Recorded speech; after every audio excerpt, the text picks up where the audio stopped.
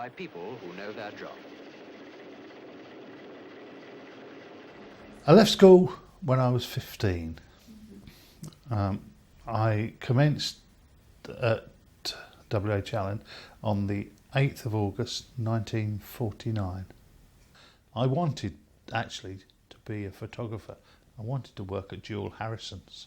I don't know whether you remember them, but I got persuaded that it wasn't the best of trades to go into, and we had visited. We used to do school visits in them time, and we had visited, and so I went to sit the entrance exam for WH Allen after hearing from one of the careers teachers.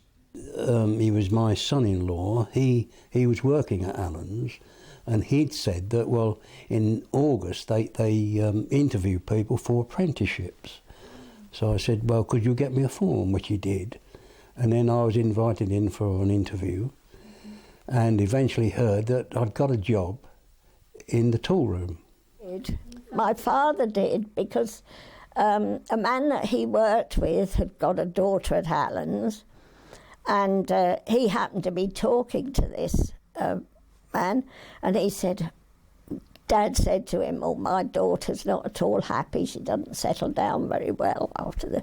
He said that, I don't suppose you know of anything here. And he said, yes. He said, my daughter is leaving the wages office in a few weeks.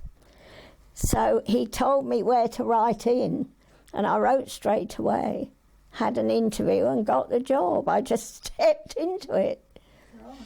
Yes, I went to Bedford Modern School, and more or less halfway through I began to realise I was more interested in engineering than perhaps any other particular occupation, and I did, the last 2 years was in 6th engineering, and they were encouraging us to apply at Allen's to carry on to do a studentship or whatever the particular grade we were interested in. So it really was the last 2 years of school which got me interested in engineering, and particularly at Allen's. The only subject I was any good at school was science. Somehow linked that with engineering. I hadn't got a clue what engineering was. It was just an open-ended term, engineer. I want to be an engineer. So Allen's was the place to go. And I went over there, was interviewed, and at the time we'd taken on, there would be something in the region, there was about 50 turned up that day,